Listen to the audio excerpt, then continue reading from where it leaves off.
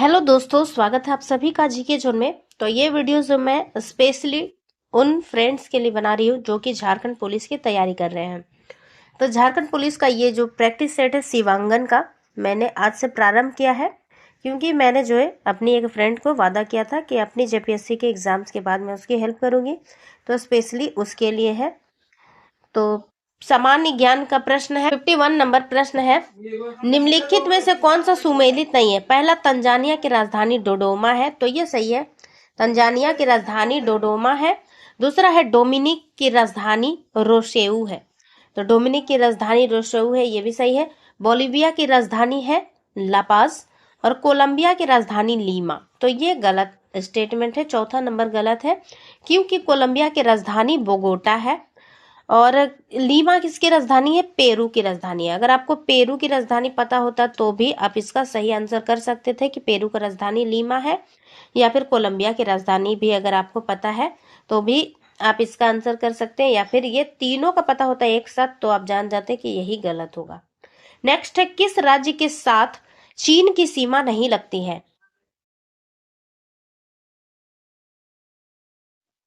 तो दोस्तों, सबसे पहले आपको जो है भारत का एक मैप खरीद कर रखना चाहिए और सारी बाउंड्रीज को अच्छे से याद कर लेना चाहिए।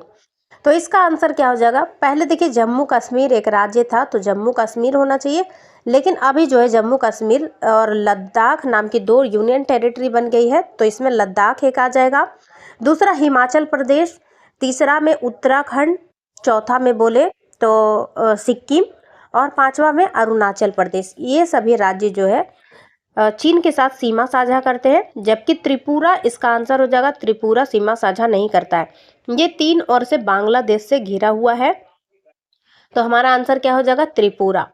तो इन सभी राज्यों को याद कर लिए। और आपसे चीन का पूछा गया है तो मे भी हो सकता है एग्जाम्स में अन्य राज्यों के पूछे जा सके कि कौन कौन से जो है विदेश से सीमा साझा करते हैं, तो उसका आंसर भी आप एक बार पढ़ लीजिएगा। जैसे कि नेपाल से सीमा साझा करता है बिहार, तो उसी प्रकार से सारे जो है आप याद कर लीजिएगा। किस खेल से है, तो जय लक्ष्मी कप का संबंध है टेबल टेनिस से। जय लक्ष्मी कप का संबंध टेबल टेनिस से है और इसका जन्मदाता देश कौन सा है, इंग्लैंड। नेक्स्ट है 54 नंबर प्रश्न, मौर्य के बाद दक्कन एवं मध्य भारत में सबसे प्रसिद्ध राजवंश कौन सा था। तो मौर्यों के बाद सबसे प्रसिद्ध राजवंश था सातवाहन वंश, और सातवाहन वंश की स्थापना किसने की थी, सिमुक ने। नेक्स्ट है 1420 ईस्वी में विजयनगर साम्राज्य का भ्रमण करने वाला पर्यटक निकोलो कोंटी था। तो निकोलो कोंटी कहाँ का यात्री था, ये इटली का निवासी था। 1420 ईस्वी में विजयनगर साम्राज्य का भ्रमण करने वाला पर्यटक निकोलो कोंटी इटली के निवासी थे। नेक्स्ट है 56 हो गया, 55 हो गया, 56 देखते हैं। भारतीय राष्ट्रीय कांग्रेस के 1916 ईस्वी में लखनऊ अधिवेशन में किसने बिहार के नील उगाहे वाले का प्रश्न प्रस्तुत किया था। तो ये काफी अच्छा इंटरेस्टिंग क्वेश्चन है। इसका आंसर जगह राजकुमार शुक्ल। इन्हीं के आग्रह पर गांधी जी जो है चंपारण गए थे और चंपारण सत्याग्रह हुआ था। बिहार के चंपारण क्षेत्र में जबरन नील की खेती तथा 3 कठिया पद्धति से छुटकारा दिलाने के लिए भारतीय राष्ट्रीय कांग्रेस के 1916 के कांग्रेस के लखनऊ अधिवेशन में राजकुमार शुक्ल ने महात्मा गांधी को चंपारण आने का निमंत्रण दिया था। नेक्स्ट है, लंदन में इंडिया हाउस के संस्थापक कौन थे। तो लंदन में इंडिया हाउस के संस्थापक थे श्याम जी कृष्ण वर्मा। एक राष्ट्रवादी वकील और पत्रकार Shyam ji Krishna Varma Indian home rule society, India house और लंदन के भारतीय समाज शास्त्री के संस्थापक थे। लंदन के भारतीय समाज शास्त्री के संस्थापक थे। नेक्स्ट है, निम्नलिखित में से कौन सा प्रत्यक्ष वित्त का स्रोत नहीं है। प्रत्यक्ष वित्त का स्रोत क्या नहीं है, तो इसका आंसर क्या हो जाएगा, नाबार्ड।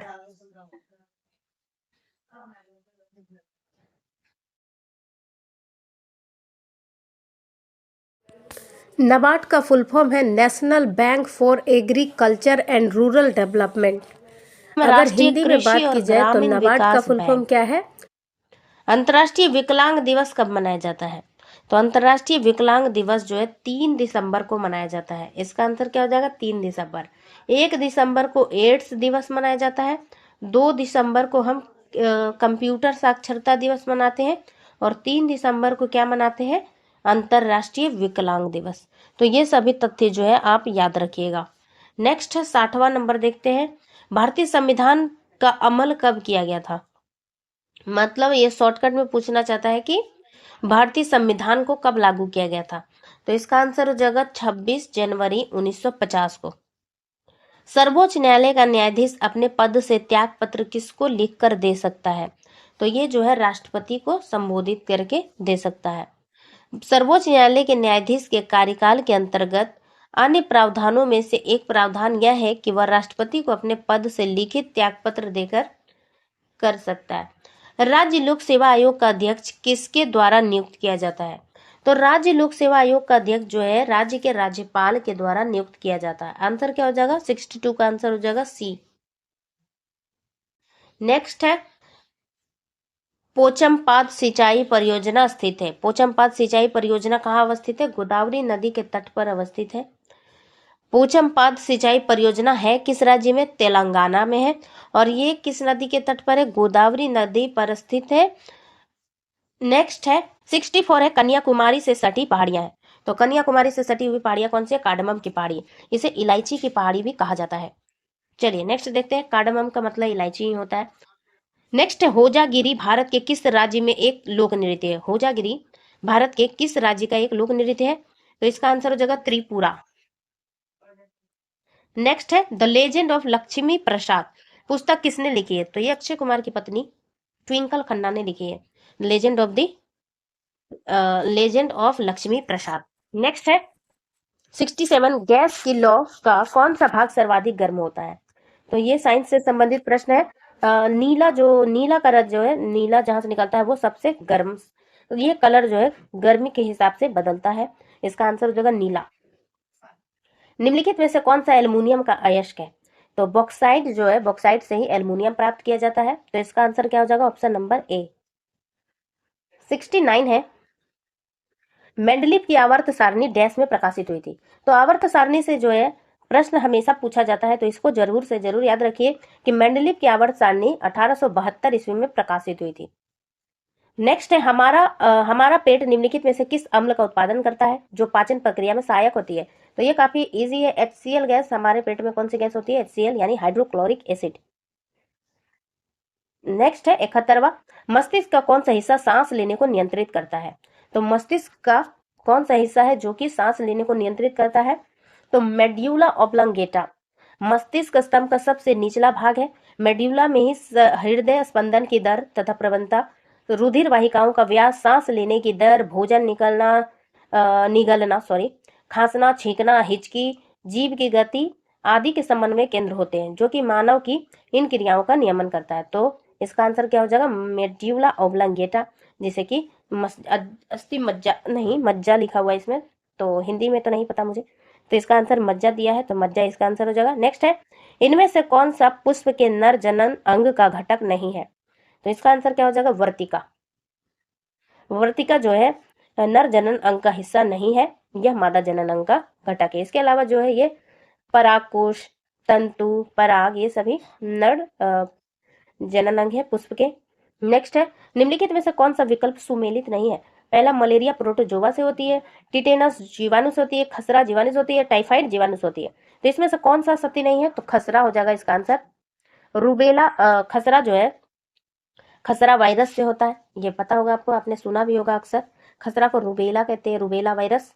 नेक्स्ट है विद्युत धारा को मापने के लिए किस उपकरण का उपयोग किया जाता है। तो विद्युत धारा को मापने के लिए अमीटर का उपयोग किया जाता है। नेक्स्ट है टेकोमीटर का प्रयोग किस लिए किया जाता है। तो टेकोमीटर का प्रयोग जो है गति मापन चक्र आदि की चाल को चक्कर प्रति मिनट में मापने की इकाई है। तो चाल को चक्कर प्रति मिनट में, तो ऑप्शन के हिसाब से इसका आंसर ए है। तो जीके का सेक्शन खत्म होता है, अगले वीडियो में मिलते हैं। वीडियो अच्छा लगे तो लाइक शेयर, चैनल को सब्सक्राइब कर लीजिए। Thanks for watching.